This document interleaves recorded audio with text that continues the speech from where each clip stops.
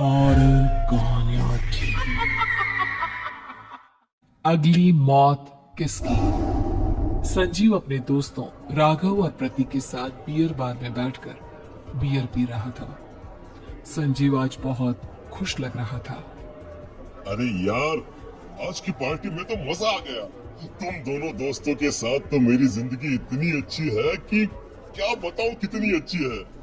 अरे भाई, अब दोस्ती की है तो जीना मरना सब साथ में। हाँ, अरे अरे यार सुनो, जल्दी से एक बियर और ऑर्डर करते हैं ना, एक आखिरी, और उसके बाद ये जश्न यही खत्म हो जाएगा। अरे हाँ हाँ, क्यों नहीं। वेटर, जल्दी से 2 बियर की बोतल लेकर आओ। आज मेरे दोस्तों को जश्न मनाना है, क्यों? इतने में वहां पर एक बहुत सुंदर लड़की छोटे छोटे कपड़े पहनकर हाथ में बियर की बोतल लेकर उसके पास आती है। ये लीजिए, आपने बियर ऑर्डर की थी ना, मैं लेकर आ गई। क्या बात है यार, इस बार की वेटर तो बड़ी सुंदर है। अब बियर लेकर आई हो तो अपने हाथों से ही पिला दो ना। हाँ हाँ, क्यों नहीं, जैसा आप बोलोगे मैं वैसा ही करूंगी। क्या बात है यार, अब तो लगता है रोज यही आना पड़ेगा। उसके बाद वो लड़की उन तीनों को बियर सर्व कर देती है। पार्टी करने के बाद वो तीनों अपने अपने घर जाते हैं। प्रतीक, संजीव और राघव को उनके घर छोड़कर जैसे ही अकेला अपनी कार में आकर बैठता है तो अचानक उसे एहसास होता है जैसे उसकी कार की पीछे वाली सीट पर कोई बैठा हुआ है। वो तुरंत पीछे मुड़कर देखता है। तुम यहाँ क्या कर रही हो? और तुम मेरी कार में कब आई? अरे तुम तो बाहर में वेटर थी ना। बस ऐसे ही मेरा दिल कर रहा था आपके साथ आपके घर चलने का, इसलिए मैं आपके साथ चली आई। अरे लेकिन तुम मेरी कार में आई कब? अबे कुछ देर पहले तो यहाँ पर मेरे दोस्त बैठे हुए थे।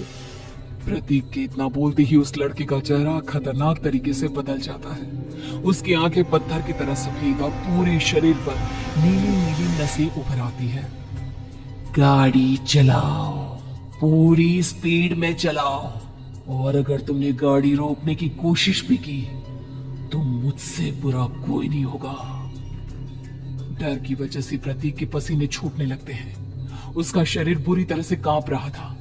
प्रतीक बिना कुछ सोचे समझे कार को फुल स्पीड से चलाना शुरू करता है। चलते चलते वो शहर से दूर एक पहाड़ी पर पहुंच जाता है और सामने अब सिर्फ पहाड़ी का किनारा दिख रहा है, जिसे देख प्रतीक घबराकर अचानक से कार को ब्रेक लगाता है। देखो देखो देखो देखो, मुझे छोड़ दो मुझे। अगर अगर अगर मैंने गाड़ी जरा सी भी आगे बढ़ाई तो हम दोनों नीचे गिरकर मर जाएंगे। ये तो तुम्हें पहले सोचना चाहिए था ना। अब कुछ नहीं हो सकता।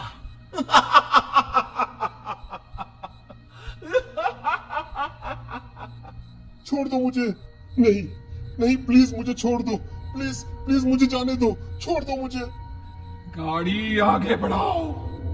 और तभी अचानक से बिना प्रतीक के स्टार्ट किए उनकी कार आगे बढ़ती है और गहरी खाई में गिर जाती है। उसकी चीखने की आवाज वो चारों तरफ सुनाई देती है।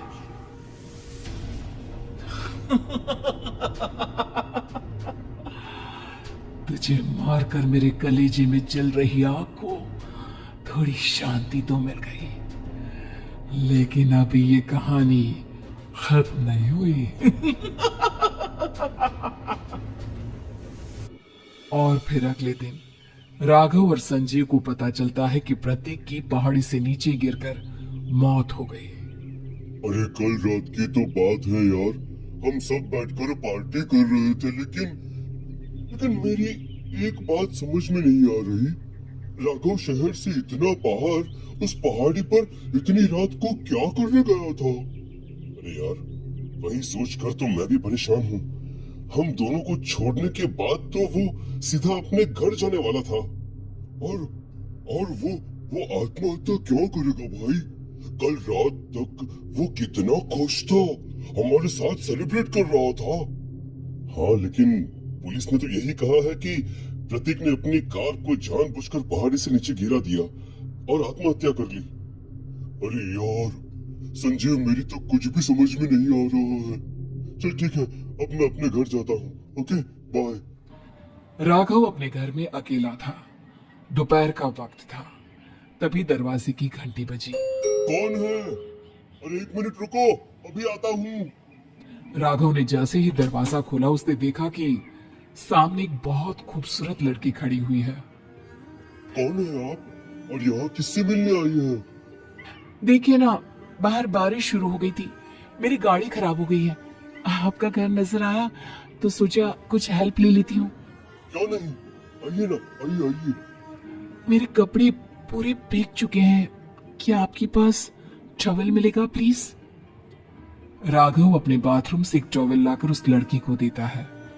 थैंक यू सो मच, अब मैं चलती हूँ। अरे इतनी क्या जल्दी है? आप चाहे तो बारिश रुकने तक यहाँ पर रुक सकती है। हाँ। लड़की ने पलटकर राघव की तरफ देखा। नहीं, मुझे जाना होगा, मेरा काम बाकी है। और वो वहां से चली गई।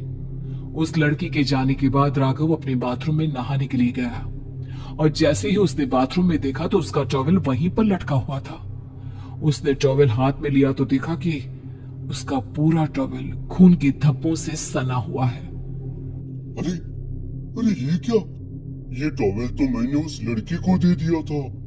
ये वापस मेरे बाथरूम में कैसे आ गया? और इस पर ये खून के धब्बे कहां से आ गए?